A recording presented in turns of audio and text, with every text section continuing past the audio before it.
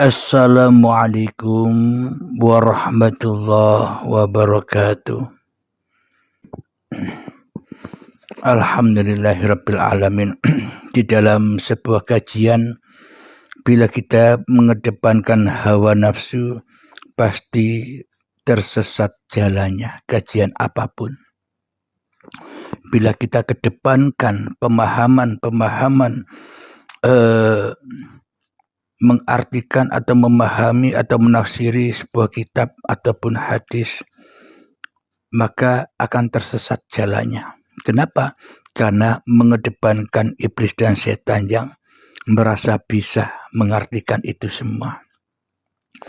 Akan tetapi bila mengedepankan Allah, ya pasti selamat. Kenapa?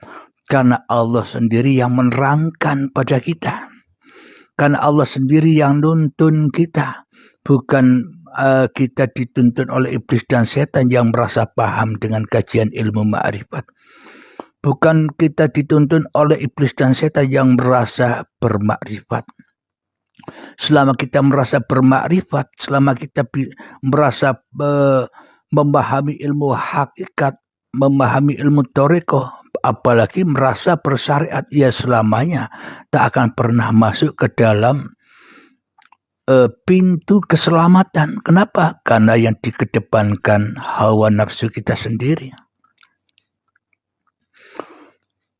Jadi inilah yang dimaksud kajian diri itu, yang mana kajian diri kita hanya menilai, mengkaji, atau menghisap, atau bertemu dengan hari pertanggungjawaban atas kesalahan-kesalahan kita selama ini. Kita kembalikan lagi kesalahan itu, bahwa salah benar bukan milik manusia. Jangankan salah benar, hidup dan mati bukan milik manusia.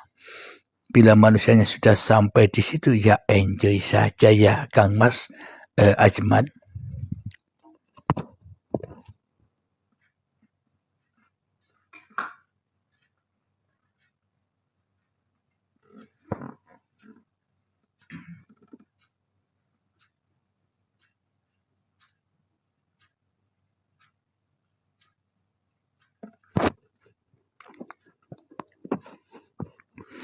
Karena memang manusia dikasih jalan yang mudah oleh Allah, tapi manusia tidak mau lewat jalan tol.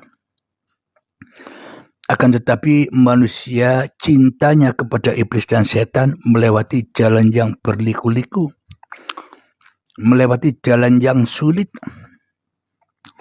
Sudah kita alami bersama, dulu pun saya waktu pencarian jalannya begitu sulit. Kenapa?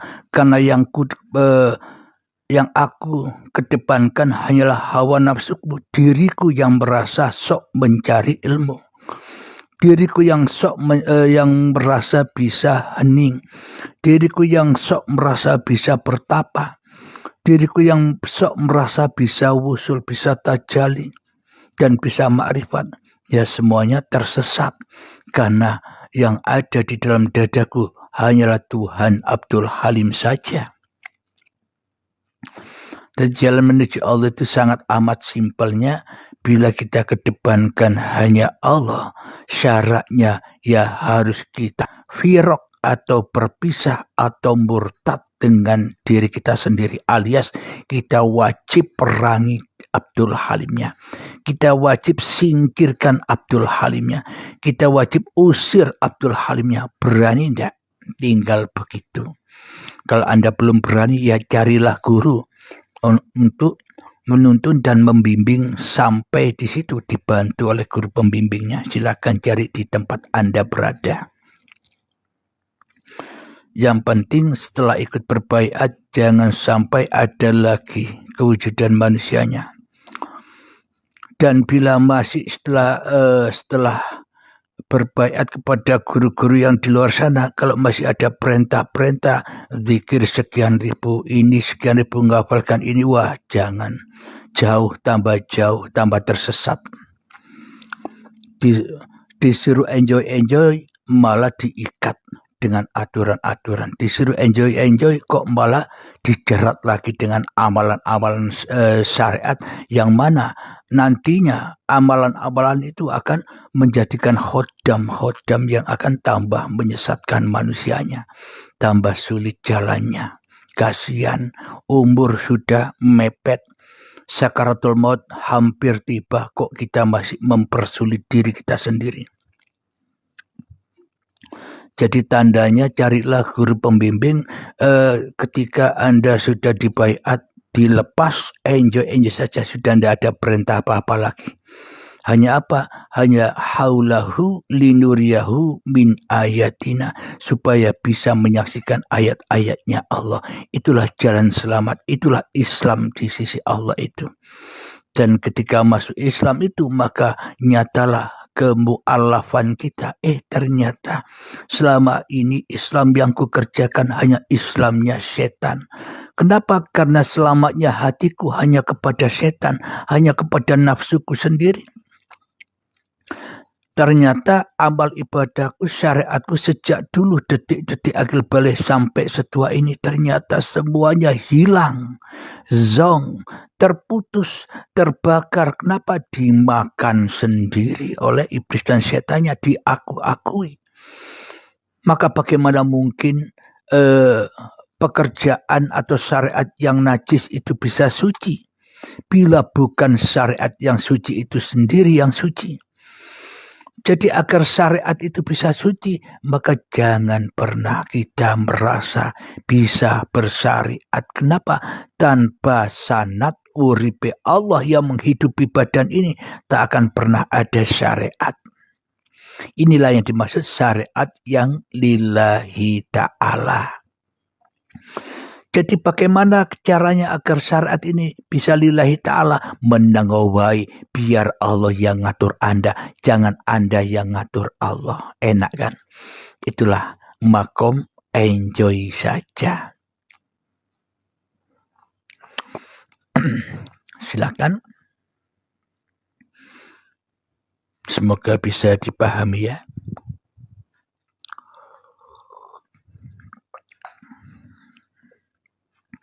Gimana? Tidak ada yang mau naik?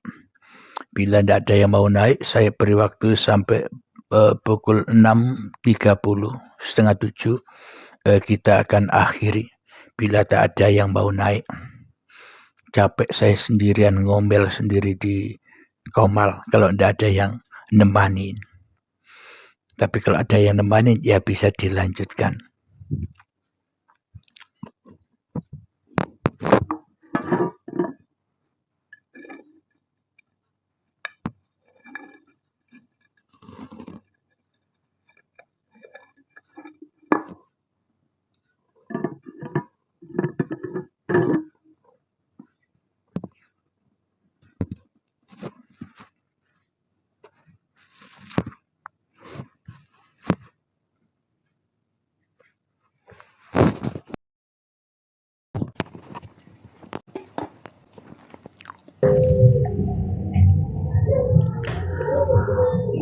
Assalamualaikum Kang Fauzan. Waalaikumsalam warahmatullahi wabarakatuh Kang Mas. Sehat Kang Mas? Alhamdulillah sehat walafiat. Kang Fauzan sehat juga kan? Alhamdulillah sehat sekali. Cuman mau menemani saja Kang Mas. Ya tidak apa-apa lah, pertanyaan biar sudah tahu tidak apa-apa. Agar para sahabat-sahabat kita bisa ada manfaatnya, terkhusus buat saya dan kita semua ya kan? Oh iya, begini Kang Mas. Hakikat korban kan sekarang sudah waktunya berkorban buat muslim ya. Bagi yang tidak mampu secara syariat kan ada jalan hakikat Kang Mas. Bisa dijelasin sedikit?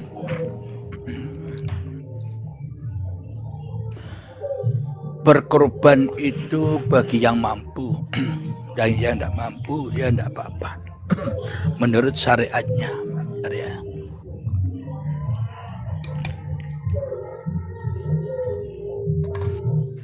Itu secara syariatnya, yakni binatang yang dikorbankan lembu yang harganya sekitar 25 juta, 30 juta dan macam-macam. Sebenarnya untuk apa menurut syariat? Untuk ditunggangi, ditumpai, melewati siratal mustaqim. Apa enak numpak sapi? Sedangkan perjalanannya katanya siratal mustaqim ke atas dulu 1000 tahun, nanti ke vertikal horizontal 1000 tahun. Apakah mungkin kita bisa naik sapi yang tak bisa naik ke atas? Tidak mungkin lah Kang Mas. Nah, itu kan gambaran hawa nafsu. Kenapa? Karena hawa nafsu ini salah memahami, salah menafsirkan ayat-ayatnya Allah. Kenapa? Karena hawa nafsu masih dipertuhankan, sehingga kalah Allahnya. Maknanya berkorban itu agar apa? Agar kita bisa naik buruk. Apa buruk itu? Barokallah, selalu bersama Allah. Apa yang dikorbankan? Lembu, bakoroh yang ada di dalam dada kita ini yang harus dikorbankan. Barang siapa yang mengikuti hawa nafsunya, maka derajatnya di sisi Allah tak lebih tinggi dari binatang ternak atau anjing dan celeng. Ya kan Kang Mas? Betul sekali, betul. Itu yang harus dikorbankan. Rela tidak, ridho tidak, kita murtad kepada diri kita sendiri. Itu. Jadi kalau belum bisa untuk melakukan itu semua, ya cari gurunya. Jangan belajar sendiri, nanti ya akhirnya iblis setannya yang akan membaiat dan akan tambah disesatkan. Betul sekali Kang Mas. Kalau tidak berguru, benar, ujiannya benar-benar banyak sekali Kang Mas. Betul. Maka dari itu berguru itu apa gunanya? Agar kita tidak diuji lagi. Wong sudah mati, apa yang mau diuji? Betul sekali. Karena pengalaman, jadi dengan pengalaman yang saya alami ya, dengan tidak berguru, jadi hidup ini benar-benar sulit sekali dalam perjalanan untuk menemukan yang namanya Allah itu Mas. Tapi setelah dikasih paham dengan tambahan yang Mas paparkan di Uripi Allah ini, semuanya lebih dipahamkan lagi, dan kebenaran itu kan selalu terus bertambah Kang Mas ya. Jadi ilmu itu harus terus belajar. Jadi itulah yang dimaksud korban itu. Apa sih intinya? Sama dengan Nabi Ismail dan sama dengan Nabi Ibrahim, mengkorbankan diri. Bagi Nabi Ibrahim mengkorbankan diri anaknya, bagi Nabi Ismail mengkorbankan dirinya. Untuk apa? Untuk dipersembahkan kepada Tuhannya. Kalau sudah dipersembahkan kepada Tuhannya, akhirnya otomatis lillahi ta'ala, akhirnya bergemahlah Allahu Akbar, Allahu Akbar, Allahu Akbar, La ilaha illallah, Allahu Akbar, Allahu Akbar, walillahil hamd. Itulah Islam tanpa manusia. Betul sekali. Tidak ada manusianya. Ya. Jadi kalau masih ada manusianya, masih ada persekutuan ya. Ya berarti ya belum Islam. Mau manusianya masih merasa jadi artis di dunia ini. Betul sekali. Kalau manusianya sudah kembali kepada Tuhannya kan tidak jadi artis lagi. Nonton wae, enjoy saja sambil makan popcorn.